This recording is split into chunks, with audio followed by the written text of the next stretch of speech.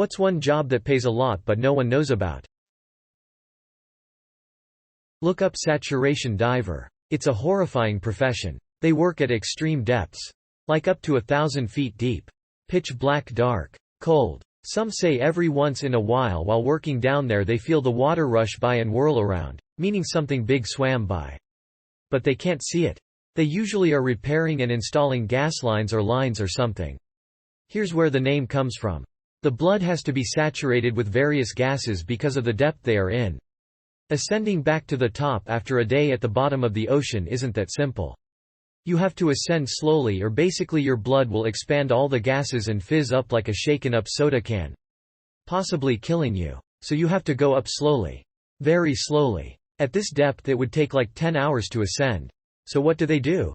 They stay in a pressurized capsule pretty much suspended by cable underneath a ship. They sleep there, in that tiny capsule, at the bottom of the ocean, for about a month. 24 days or so on duty working. Then the capsule depressurizes, for about 3 or 4 days, so that they can safely ascend without harming their bodies. They then get 2 months off. So basically you have to be a master welder, pipe fitter etc. and a master diver. Work for a month at the bottom of the ocean.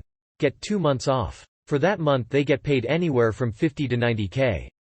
Only work 4 months out of the year and make $200K on the low end. They also get all kinds of hazard pay. Extra depending on how deep they are working, etc. Most pull in $300K, $500K a year. Insane job. But not for me. I know a guy who works for an oil company in the UK as a pipe engineer. His job is that if there's a pipe malfunction anywhere in the UK he has to go and fix it, but most of the time this never happens and he never has to work. It's only him and 3 other people who do this and they're all on about $60K plus. The only call-out he's had in the last 6 years was one pipe was showing a funny reading, so he had to drive 3 hours to go to check the pressure with a machine, and all he had to do then was turn some valves. He was there 30 minutes tops. I was a server at Denny's graveyard shift. And between like 4:30–6 this big guy in a leather jacket rolls up on a motorcycle. Most of my prep work was done, so I asked him what he was up to so early in the morning. Turns out the guy was a retired quarry machine maintenance guy. At a certification level that few people on the West Coast were qualified at. So every so often when a big machine malfunctioned and the other guys were not available they'd call him up and ask him to take a look at it. He specifically said he wouldn't even wake up for it if it wasn't 3x's former rate. Guy wasn't even classically well educated. He learned it, apprenticeship style, from his predecessor but never found someone to take over for him after he retired. Said he always considered himself blue-collar and everyone went the way of white-collar jobs. Genuinely nice guy, tipped well, very memorable story.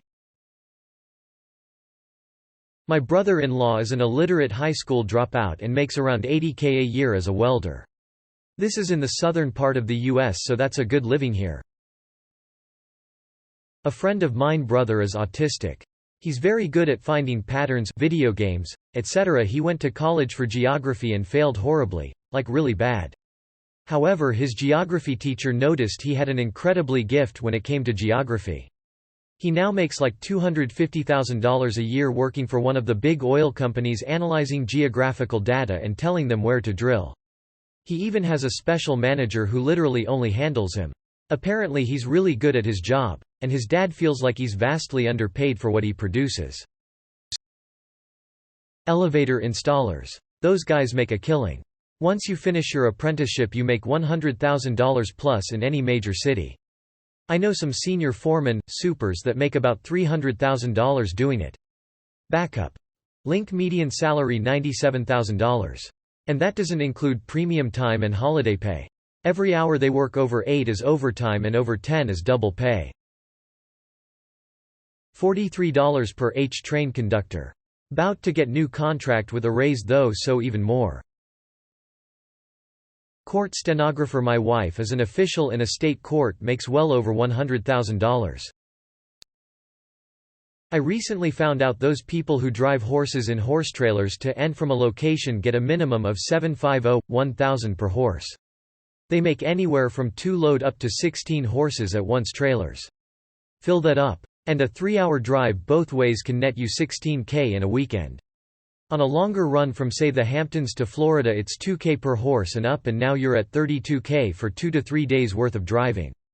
If you're reliable and make enough contacts around the US, do the math.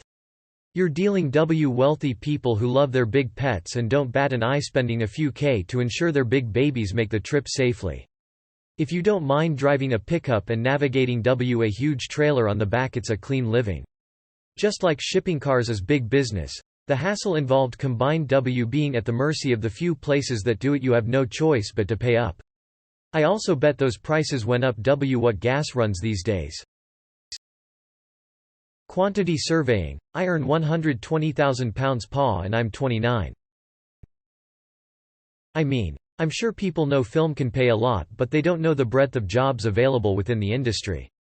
I decorate sets and make $500 plus per day plus gas and benefits and free food. Long days, but I only work half the year. Welding inspection, CWI, pressure equipment inspection, API 510-570 certification.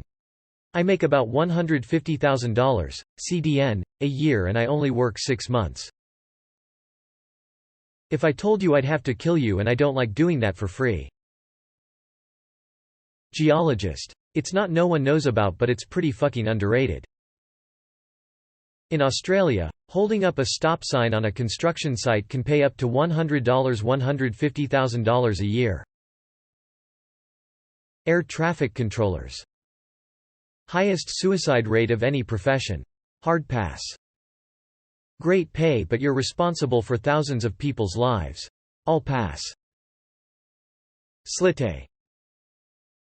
Deep sea welding. Doesn't that job have like a 10% mortality rate? Most modern safety precautions prevent on-the-job fatalities, but if I remember right, you're only allowed to do it for a limited amount of time because of the long-term health complications. I am no expert on it though, it was just something I looked into a while back. Death. Slitte. Costco cake decorator. Not a ton of money, but like $30 an hour to frost dry cake seems solid to me. Longshoreman. Literal lottery to get a chance. Then make enough qualifying hours and hope they hire. People do die quite often though. Once full-time, $115,000 $200,000. And you can make more if you want. If you're good at math, become an actuary. Some person, not me, mounts TVs as an independent contractor for Best Buy. This person, not me, makes a PPX. $100 per TV mounted. It takes this person, not me, less than an hour to mount a TV and make all the adjustments and deal with the customer, etc. This person, not me, only gets a few orders a day. But they only work like 4 to 5 hours a day including drive time. So I assume it's a really good work-life balance. You sure it's not you? Air traffic control can be hired in off-the-street bids with zero experience. Easiest way I've found is through military experience. I work at a low-end facility and make over $100K a year. You can luck into a high-level facility or transfer up after certifying into a $200K plus facility. Mandatory retirement at 56. You can keep going in management roles after. Not a bad gig, always dynamic. More than likely working overtime at time and a half at most facilities currently.